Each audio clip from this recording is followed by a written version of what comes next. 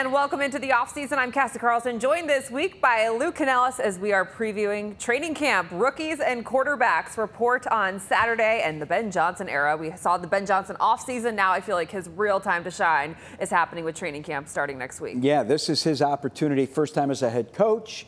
Gets to see the talent that his general manager with a new, 5-year contract extension, Ryan Poles, has put together. So it's exciting times for not only the players, but for the fans as well. Well, let's start with the contract extension that Ryan Poles got. 5-year extension. So now he's paired up with the same contract length as Ben Johnson. And this is a question that he was fielding basically the entire offseason. Was Ryan Poles going to get extended so that he matched up with this new head coach who he hired, the most desired head coach on the market? And there was never an answer until last week. And you were on the radio when it happened. What was your instant reaction when you see that Poles gets extended? Well, when you sit and you look at the numbers and you look at the results, if you're paid on the results, then he didn't deserve the new deal. 15-36, 4 wins in the division in the NFC North, 3 last place finishes.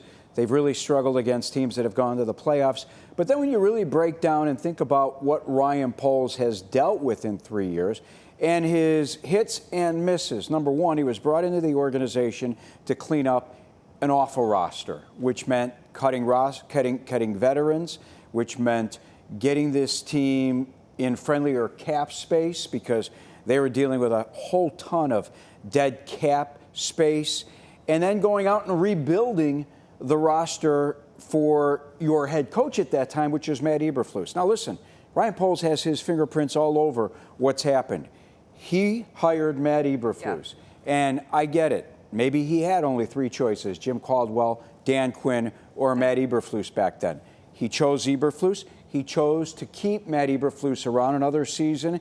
He chose to sign off on Shane Waldron as his offensive coordinator. They went through another 10-game losing streak. 84 days in between wins 4 and 5. Then they fire Shane Waldron, and 18 days later, after week 11 and the firing of Waldron, they fire the head coach. For the first time. For the first time in the history of the franchise. He's made some mistakes, obviously, with the roster. I was a fan of Roquan Smith. I thought letting Roquan Smith leave was the wrong move. Velus Jones, bad pick. But he's had some hits as well. TJ Edwards, great signing. Trade with Carolina, one of the greatest trades in all of sports. It's all about consistency and feeling comfortable with the man in charge, Cassie. And I think Kevin Warren feels comfortable with Ryan Poles as GM. The entire Hallis Hall feels comfortable with Ryan Poles as GM. And in my opinion, most important, Ben Johnson likes to work with Ryan Poles, and that's the man that they've invested in a lot of money into, $13 million contract over the course of 5 seasons.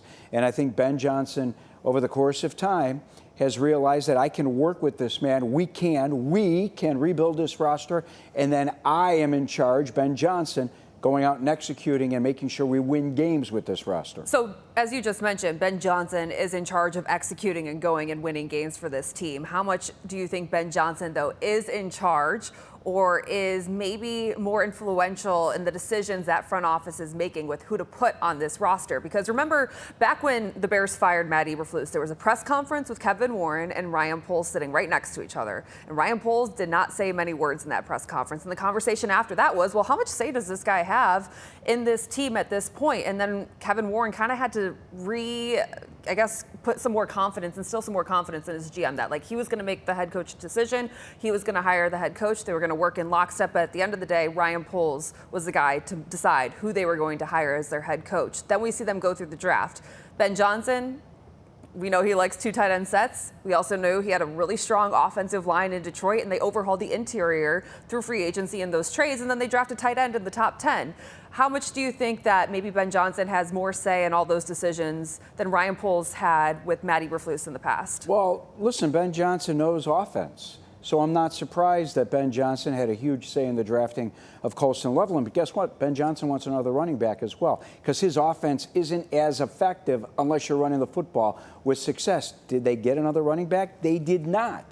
So I think that he has influence on the roster, but I don't believe that he's got any more influence than Ryan Poles does as general manager. I think they have decided as an organization, and Kevin Warren has now seen it, that they work well together, both rebuilding this roster. And Ben Johnson's expertise is on the offensive side of the football. He's lucky he's got a veteran defensive coordinator in Dennis Allen to help out with the talent on the defensive side of the football. Do you feel like this organization is set up differently now than it has been in the past? Top down from the McCaskies and hiring Kevin Warren and now extending Ryan Poles to be paired with what's the highest paid head coach? Absolutely, 100%. I truly believe that Kevin Warren is a man who surrounds himself with good people. And he feels like he has surrounded himself with, in his opinion, a guy who can be a terrific general manager, but has proven some success in the 3 years that he's been GM since taking over as 2022. Kevin Warren, I believe, has full confidence in his GM. Number one, he wouldn't have given him the 5-year contract extension like he did right now. He could have waited another year.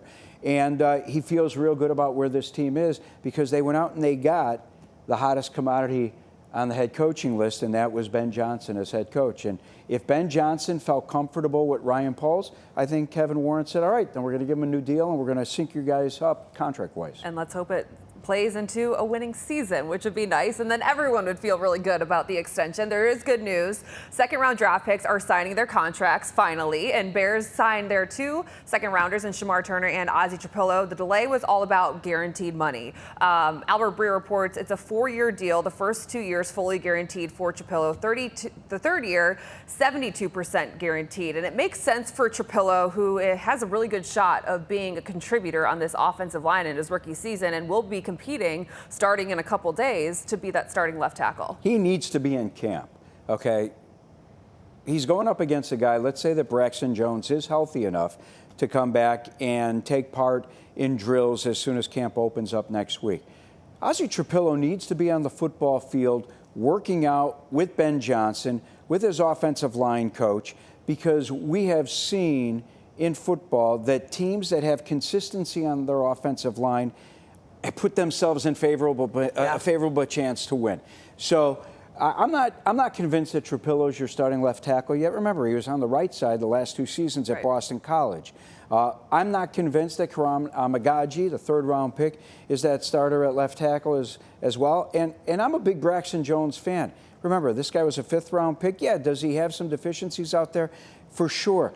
But I'd rather put my personal money on a guy who has 40 NFL starts and played good football. Not great football. He's not a Pro Bowler out there. He's not all pro at left tackle, but good football. I want Braxton Jones to be healthy, and I want Ozzie Trapillo, now that he has his new deal, I want him to learn, at least through the first half of this season, what it takes to be an NFL player. I guess one thing we don't know yet is if Braxton Jones is healthy enough to be competing starting training camp and starting day one, because that opens the door then for Trapillo and Amagaji right off the bat to make an impact. And I think what's interesting, and I don't know what your take is on this, but the importance of having someone like Ozzie Trapillo, like we know that Braxton Jones is Ryan Poles' player.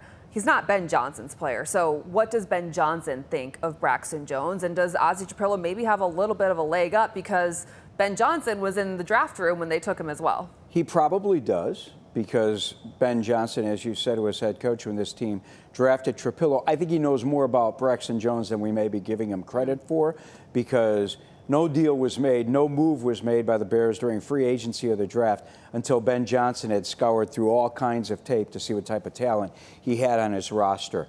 I think that if Braxton Jones at some point wasn't going to come back healthy at training camp, this team might have made a stronger effort to go out and find themselves a left tackle. Now, with the moves they made on the offensive line and committing $160 million in contracts to 3 men, Jonah Jackson, Drew Dahlman, and Joe Thuney, I feel like they feel they're pretty secure at left tackle, and those 3 newcomers on the offensive line will make whoever they put at left tackle better next season, and right tackle, Darnell Wright. I was having this conversation last week of, this is my 4th season covering the Bears, and throughout those 3 seasons, like they'd never had a consistent offensive line. when you think back, when's the last time they had an offensive line where you were talking about like all pros on it, Pro Bowlers, and you felt like going into the season that could be a strength of the team? Was it Olin Kreutz? Was it 2018? Can you give 2018 O-line credit? I'm not even sure 2018's offensive line was great. I'm going to go back to Reuben Brown. Wow. I mean, I'm going to go back to, what was it, 2005? And where I really felt good about the offensive line. This team has not committed to the offensive line in the NFL draft. And we saw them commit with the second-round pick in Trampillo. What I really loved was that they went out and paid whatever it took to get Drew Dahlman, who was the best center on the market, made a deal for a winner, a guy who has played with two of the greatest quarterbacks of all time, Joe Thuney, playing with Tom Brady and Patrick Mahomes, and Jonah Jackson, who had an awful year in L.A. with the Rams, but had history with Ben Johnson in Detroit. So Johnson knew what the kid healthy brought to the table. Yeah, I think that's going to be an interesting point. And you listen to all the national talk right now about Caleb Williams. He's either on every list of, most likely to fail, or he's left off of every list of most likely to succeed at this point. And are we talking enough about the fact that the Bears did overhaul the interior of the offensive line, and how much of a difference is that going to make in the play we see from Caleb Williams in his second season, while he's paired with the best play caller that's on the market? Come on, he better be. Listen, if he's not a top 10 quarterback this season, he has to be a top 10 quarterback next season. I believe that conversation is just going to stir up even more. I believe Caleb Williams needs to be a top 10 quarterback in his second season under Ben Johnson, or I really question whether he was worth the number one pick in the draft, because he is then, at least through 3 years, not proven to me that he is a generational top quarterback. Now, I was looking back, doing some studying earlier today about looking back at Jared Goff and what he did in L.A. He was a throw-in in that Matthew Stafford trade. Remember, Detroit got a couple of draft picks, a couple of first-round draft picks in the Stafford trade back, and they got this guy named Jared Goff, who, took the Rams to the Super Bowl and was a Pro Bowler, but he really hadn't developed into what the Rams thought they were drafting with the first pick in the draft when Jared Goff was selected. First year, played well. He really saw a jump under Ben Johnson in year two. So that's why I'm going to give the rookie Caleb Williams. You're going to ask Caleb Williams now to play under center, something he did not do. Bears were 14th in the NFL having their quarterback, and that was Caleb Williams, because he started 17 games. Having Caleb Williams now play under center is going to be something completely different for this kid. And you look at what Ben Johnson did with Jared Goff last season. We like to compare the numbers of last season, which, by the way, was a few years into Johnson's reign as offensive coordinator, to this season. I don't think it's going to be that drastic right away. Eventually, he'd like to get to a point where Caleb Williams is rarely out of the shotgun. The Lions were out of the shotgun fewer times than any other team in football. I don't think we should expect that this coming season. I think it's going to be gradual with Caleb Williams. And Ben Johnson is going to develop and position his offense around Caleb Williams' strengths. And Caleb Williams' strengths are far different than Jared Goff's strengths. Did you happen to watch Quarterback on Netflix, the docuseries? I've seen bits here and there. Okay. Well, because one thing I thought was interesting was seeing Jared Goff recount what happened and how he felt when he got traded from L.A. to Detroit, and the reaction that Dan Campbell had telling him, like, you're our guy. Like, I believe in you, and instilling that belief. And I'm not sure that Caleb Williams got that from his coaching staff during his rookie season. We're like, hey, you're our guy, and we're going to put you in the best position possible. And, like, feeding off of that energy that they're putting out there, like, we're going to make sure you're successful, and we're going to go through everything to make sure that you're being put in the best position while you're also putting our team in the best position. It was really cool to see how Jared Goff reacted to that. He's like, I needed that in my career. Maybe this is what Caleb Williams needs. And I think back to the reaction he had when Ben Johnson was hired. He's like, yes, I got someone who is going to make sure that every Sunday when I step on that field, I know exactly what I need to do, and I'm going to be putting this team in the best position possible. So I'm almost even more interested in the psyche of Caleb Williams and how he feels just from a preparedness standpoint of going into every week and knowing that he's going to feel good about the game plan they have. And that's something that Jalen Johnson had mentioned to me when I talked to him. He's like, we're not going to be pointing fingers at coaches this year, because the coaches have the reputation that they know how to win games, and they've proven it for more than one season. And so he's like, if we're going to be pointing fingers, we got to point it at ourselves. And I wonder if that psyche, even in the locker room, is going to be something that we'll be able to feel and notice. I think we will. And number one, I think that the team last year, I think the coaching staff did all they could to make Caleb Williams feel like he was the guy. I'm just not sure the coaching staff was at the level of a Ben Johnson to show him that you're our guy and we are going to be with you to make you the best quarterback. Or in Caleb the NFL. felt that way about them. I don't think he respected them. Yeah. I really don't. And it's funny because, you know, when I watched the Bears on Hard Knocks last season, I would see the interaction between Caleb Williams and Matt Eberflus, and I would think to myself, is Caleb Williams saying, really, you're a defensive coordinator? How are you telling me how to play the quarterback position? How are you telling me about offense? Forced. And I have all the respect in the world for Matt Eberflus. I really do. You're not going to find a better gentleman out there. But when it came to running an offense, I'm just not sure Caleb Williams believed in his head coach and his offensive coordinator. We've seen his body language sitting on the bench alongside Shane Waldron. Complete different story this year. Well, it won't be tolerated. It won't be tolerated. He's got the #1 offensive mind in football. Who's his head coach? Who is willing right now to develop an offensive scheme around what he does best? And he's got a general manager who said, my #1 job this offseason is to fix an offensive line so my franchise quarterback isn't sacked a record 68 times again. How do you dictate what success is for Caleb Williams? Is it record for the Bears? Is it passing yards, touchdowns, interceptions? What is it? I think it's both. I really think it's passing yards. I think it's numbers. I think it's numbers and it's wins and losses. Because I just don't know how much he's going to throw the football in year one under Ben Johnson's scheme. And again, I'm a little worried about the running back position because those numbers in Detroit blew up when he had David Montgomery and Jahmyr Gibbs in his backfield. You got to run the football in Ben Johnson's offense to have success throwing the football. I am hoping Roschon Johnson steps up this year. Well, I am hoping DeAndre Swift proves that he's worth the money the Bears gave him 2 years ago. I am hoping the Bears found a steal in Kyle Monangai in the 7th round.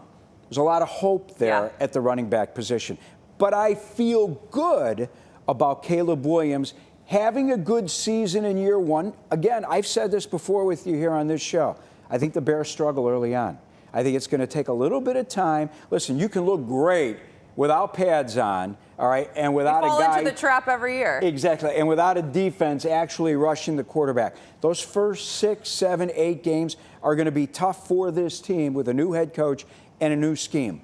But I like that the bye week is early in the season because it gives that coaching staff the chance to sit down for a week and say, what did we do well? What did we struggle at? Let's make these changes and make a strong push in the second half. Well, not only do you have defenses coming at you week one in primetime, you have a Bryant Flores defense coming at you. We know Caleb Williams handled it fairly well during his rookie season, but still, that's a huge, huge, daunting defense with a ton of pressure and blitz packages that you don't know what you're going to see week one of the football season. You got Matt Eberflus coming in as defensive coordinator in week 3 with the Cowboys, right? No, for sure. And I think what's interesting right now is that we are hearing all of the talk that no one believes in Caleb Williams, right? That's like the generic theme of this offseason nationally.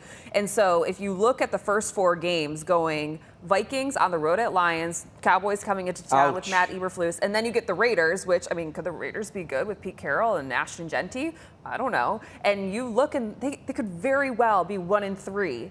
And that conversation is going to be so loud in Chicago and nationally as well. It's like, how does he handle that? Because from all we know, he's handled it well in the past, but 2 years of buildup on that, like, I would imagine it's got to start getting to you, especially when you add all the pieces. I'll tell you what, the kid has shown me that he's Teflon man. After what he went through last year, and I was looking back at his numbers, folks, and there were 5, 6 games in which he put this team in position to win. In the 4th quarter, Caleb Williams was money. His quarterback rating in the 4th quarter was 2nd best in the NFL. This team, 6 of those games could have gone the other way if half of them go the other way. If he wins 3 of those 6, okay, It's a far different narrative this offseason. It's an 8-win team instead of a 5-win team. At an 8-win team, I'm not sure Matt Eberflus isn't still head coach. Okay? So I have confidence that Caleb Williams, given the talent he's now been surrounded with on offense, the head coach that he has, even if they struggle early on, even if he has a tough time, he will work harder than anyone else out there to turn things around. All right, that leads us to this. The Athletic ran a survey on all 32 NFL teams, and one of the questions was, which position group are you least concerned about when it comes to the Bears? 45% voted wide receiver, 23% voted cornerback. So which are you least concerned about? Yeah, that's spot on. Before I even heard you say wide receiver up front, I said cornerback. I feel really good about the cornerback position. And if you think about it, the wide receiver position is pretty strong as well. I think Luther Burden fell into their lap. I look at Burden as being the number 3 target at wide receiver. DJ Moore's coming off an awful year, nowhere near what he did in his first season with the Bears. Year 2, boy, I was looking at Odeyingbo's numbers. Cassie, I think there were 8 games in which Rome Odeyingbo had 2 or fewer targets. Wow. That's awful. But that could still be a problem this year. I don't think it'll be a problem. Because they had Colston Loveland. I've been on record as saying that I think the signing of Keenan Allen, when it first happened, we all thought it was a great move. But as I look back, you bring in a veteran like that who's on a 1-year contract, who is going to demand the football. He's in the huddle. He's talking to his rookie quarterback, who's grown up watching him in Southern California. All right, Williams is at USC. Allen's playing for the Chargers, and Allen is saying, look my way. I need the football thrown my way. 3rd down, 4th down. Where is Rome Odeyingbo in that list? Because then you got DJ Moore saying, hey, wait, I thought I was the number 1 target. Cole Kmet, wait a second, you guys gave me a $50 million contract. Someone's got to throw me the football. Where was Rome Odeyingbo? Because he's a team-first guy. Yes. Doesn't say much. I think Odeyingbo steps up and has a big year. I'm just saying that could still be a storyline, though, this year, because there's a lot of mouths to feed. That has been a topic of conversation this offseason. I will say Caleb Williams did gravitate towards Keenan Allen last year, so that definitely did take some targets away from Rome Odeyingbo. How about the most concerning position? Fans said 47% said defensive end, 16% said running back, 10% offensive line, and 10% quarterback. Which would you go with? Yeah, I'm not going with quarterback. You've just heard me preach about Caleb Williams. Defensive end is Dayo is the man. I am going to, here. You said he's the man? He's the man. He's the man. He's the most important man when it comes to that question. All right? Because I know what I expect out of Montez Sweat. Montez Sweat, throughout his career. But he's making a lot of money. I know, but he's never been a double-digit sack guy. In his career, I get it. The 1 year in which he had, 6 with Washington, and then another 5, 6 with the Bears, 5.5. I know what I expect at the defensive end position, and it was a swing and miss with DeMarcus Walker. Nice guy. I know your friend. Didn't live up to the money he was given. All right? Now you go out and you spend a lot of money on a guy in Indy who brings tons of promise and is now going to be given the opportunity to go get the quarterback. Just go get the quarterback. Now, I had one of the assistant coaches tell me, who has had experience with Dayo, he has told me, wait till you see this kid. Wait until we unleash Dayo on quarterbacks. He believes in him 100%. He has said to me that he would be shocked if he is not a double-digit sack guy. So you don't have as many questions about him that most other people do. No, I don't, because I think that Ryan Poles, all right, while he has had his share of misses, is incredibly diligent and has talked to enough people and would not have unloaded that kind of money on Dayo if he didn't think that the potential was there that he could be a double-digit sack guy. So that would change definitely the scope of the defense in Dennis Allen's scheme, where you want to be aggressive, and then you pair that with Grady Jarrett, and we know Dayo can also move along the line, and then hopefully it opens up. That's what we've all been talking about. Like, how is Montez Sweat going to be opened up and freed up instead of being chipped all the time? And so you believe Dayo Odeyingbo could be that answer? I do. And one name you didn't bring up, who I think this is his season, Javon Dexter. Yeah. All right, Dexter got off to a terrific start last year. 4 sacks, first 5 games. And then as soon as Big Bill went down, Andrew Billings went down, Dexter's numbers went down. and then he sat out the last couple of games with his injury.